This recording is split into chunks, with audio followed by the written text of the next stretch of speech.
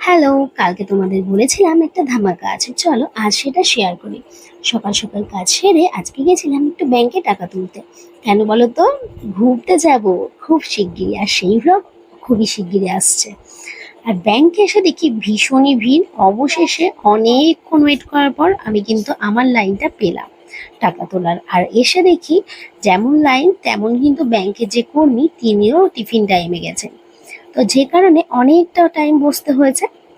তারপর কিন্তু আমার সুযোগ এলো এবং আমি টাকা তুলতে পারলাম। আর একটা কথা বলে রাখি, এটা কিন্তু কোনো ব্যাংক নয়, এটা হচ্ছে ব্যাংকের শাখা। এই শাখাটা আমাদের বাড়ির কাছে হওয়াতে আমাদের কিন্তু ভীষণই উপকার হয়েছে। আর এটা হচ্ছে স্টেট ব্যাংকের শাখা। আর এই যে ব্যাংকটা, এখানে যে কর্মী ইনি কিন্তু ভীষণই ভালো এবং ভীষণই উপকারী আর কি সবার জন্য।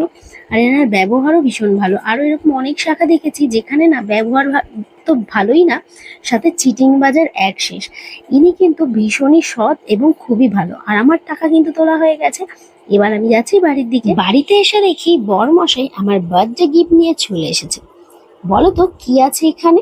এখানে আছে একটা মশারি। আর যেটা গিফট করে কিন্তু বরমশাই রথ দেখা এবং কলা বেচা দুটোই একসাথে করলো, কারণ আমাদের কিন্তু একটা মশারির প্রয়োজনই ছিল, যে কারণে মশারিটা এনেছে। খুবই ভালো হয়েছে। তার সাথে কিন্তু আর একটা গিফটও আছে।